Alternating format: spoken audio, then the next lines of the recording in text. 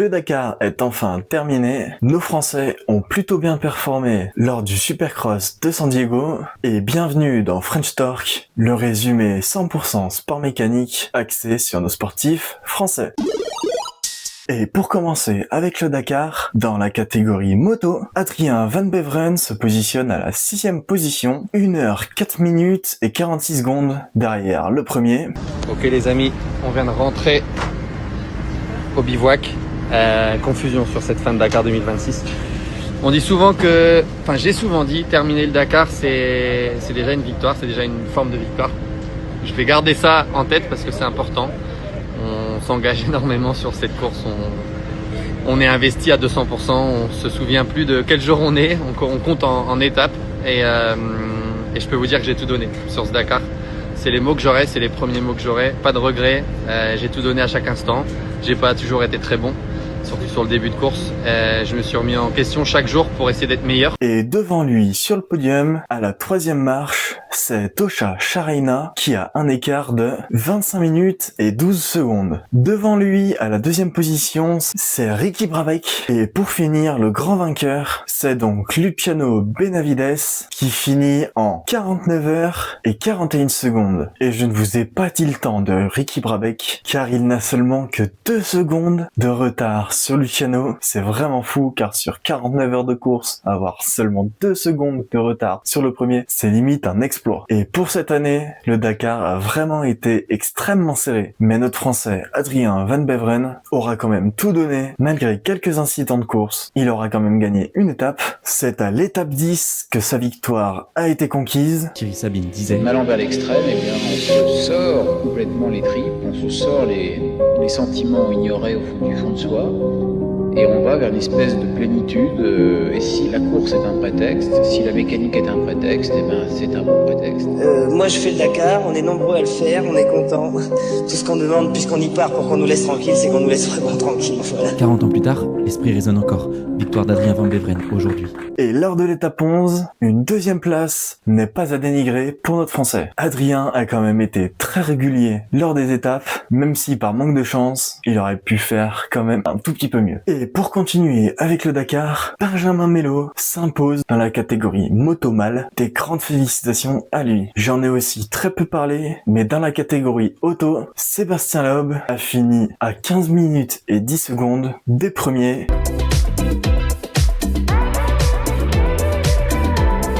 Qui n'est d'autre que son homologue du team, Nasser Al-Attiyah. Et que dire pour ce magnifique épisode du Supercross de San Diego. Pour le premier hit des 250, c'est Hunter Yoder qui réussit à prendre le meilleur départ et le all shot de ce premier hit. Et notre premier français, c'est Anthony Bourdon qui pointe à la 5e position. Et plus tard dans la course, Yoder baissera de rythme et se fera doubler par Voland. La course se terminera là-dessus. Voland finira premier, Yoder 2e et c'est Chance Aimas qui ferme le podium. Levi Kitchen, après un mauvais départ, finit quand même 4e et notre français Anthony Bourdon perdra une place lors de la course et finira à la 6e position. Et au départ du 2e hit, c'est Max Anstey qui prendra le all shot et après le 2e virage, 4 Yamaha sont aux 4 premières positions. Et plus tard dans la course, Hayden Deegan, parti 2e, rejoindra Max Anstey à en tête et après un virage super serré dû à une attaque de Deegan sur Anstey, après une série d'enchaînements, Max Anstey se mettra court sur une bosse et Hayden Deegan en profitera pour le doubler lors du prochain virage. Et c'est donc Hayden Deegan qui finit par prendre la première position de ce 2e hit et derrière Deegan finira premier de cette manche avec Max Anstey derrière. Et dans la catégorie 450, pour le premier hit, c'est George Prado qui prendra le all shot. Derrière, c'est Jason Anderson sur la Suzuki et Chase Sexton a pris un plutôt bon départ. Il pointe 6e au 2e virage et plus tard dans la course, il réussira une bonne remontée car il réussira même à doubler Jorge Prado qui était alors premier et donc Chase Sexton passe premier de ce premier hit. Et c'est sur ça que Chase Sexton gagnera ce premier hit. Dans le 2e hit, après un très bon départ, c'est Ken Rogzen qui prendra le all shot et à compter du 2e virage, c'est Dylan Ferrandis, notre premier français français et il pointe à la 5e position. Et pour en finir avec ce deuxième hit des 4,5, c'est Ken Roczen qui s'imposera. Derrière lui, ce sera Eli Tomac et Dylan Ferrandis finira 4e. Il réussira donc à gagner une place sur son départ. Et pour terminer avec la dernière manche des 250, c'est le main event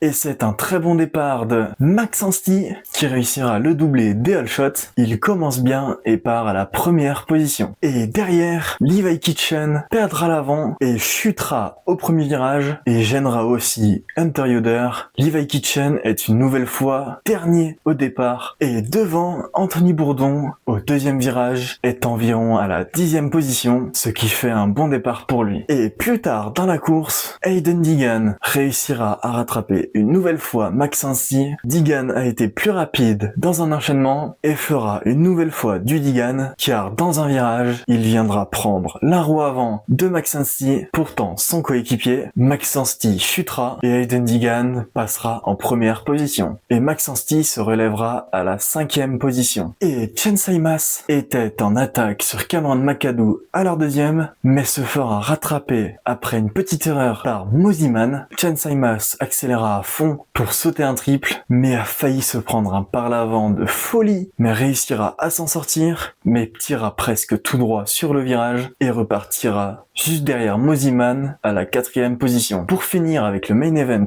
des 2,5, Anthony Bourdon réussira à être régulier et finira à la 10e position de ce main event. Devant, c'est Michael Mosiman qui sera sur la plus petite marche du podium. Cameron McAdoo finira 2e et c'est Hayden Deegan qui finira 1er et gagnera ce main event de San Diego. Et pour le main event des 4,5, c'est Hunter Lawrence qui prendra le All Shot avec un Ken Roczen juste à côté, roue dans roue. Derrière, c'est Eli Tomac et Joey Savaggi. Dylan Ferrandis se positionne lui aux alentours de la 8e place. Et devant, Ken Roczen livre une bataille exceptionnelle dès les premiers virages avec Hunter Lawrence, mais c'est bien Hunter Lawrence qui partira et prendra les devants. Et sur le devant, Hunter Lawrence se fera doubler par Ken Roczen et Eli Tomac, et Eli Tomac et Ken Roczen livreront une très belle bataille. Eli Tomac passera devant Ken Roczen, mais Ken Roczen n'avait pas dit son dernier mot, car après une très belle session de whoops et un petit wheel tap que Tomac ne fait pas, il reprendra les commandes. Mais derrière, Ken Roczen baissera de rythme et Eli Tomac en profitera pour le doubler une bonne fois pour toutes. Et pour en finir avec le main event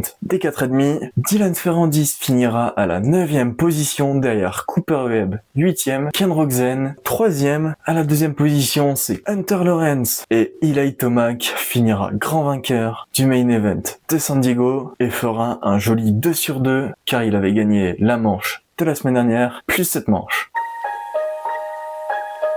Viral Line, c'est la catégorie dédiée aux réseaux sociaux et entre une Clio 2 avec un swap inédit et avec le MX au bois qui montre un 450 TRX sur prairie ou encore une remorque assez particulière, voici les vidéos qui ont buzzé sur les réseaux. Bon, je pense que sur ces 5 ans, je vous en ai assez montré des preuves, mais là, je vous remontre encore une preuve en plus, qu'à La Réunion, on est un petit peu fou avec les voitures. Ce que tu vois juste là-bas, c'est une Clio 2 swap 1,9 litre TDI.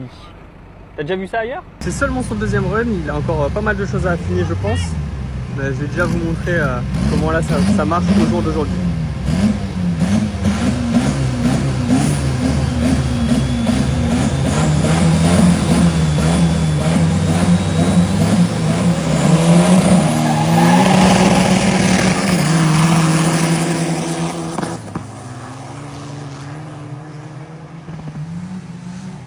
Voilà, donc le DCI, il marche un peu mieux comme ça.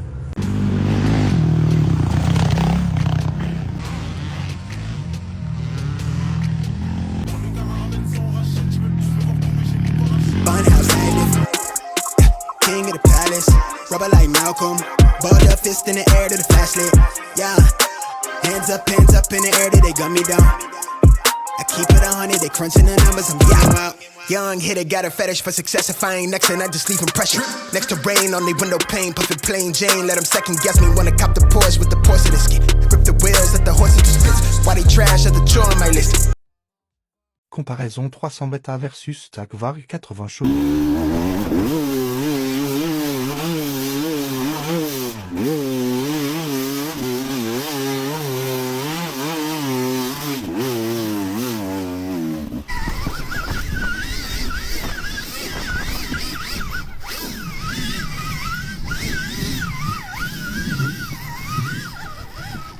Alors, laquelle est la meilleure?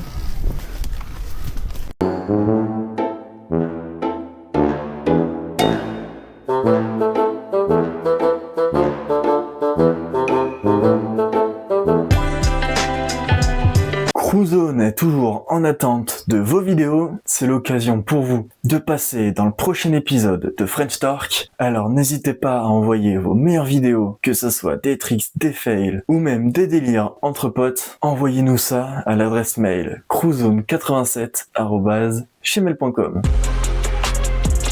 Et alors, qu'est-ce qu'on regarde ce week-end? Eh bien, Next Hit est là pour le présenter, et on commence par le 3e round du Supercross américain. C'est Anaheim 2 au rendez-vous du 24 janvier, toujours dans la nuit du samedi au dimanche. Pour nous, Européens, nous, de notre côté, on se pose une question. Est-ce que Dylan Ferrandis réussira cette année à viser un podium pour 2026? Et pour le week-end qui arrive, aidez-nous, faites parler les championnats qui vous intéressent dans les commentaires.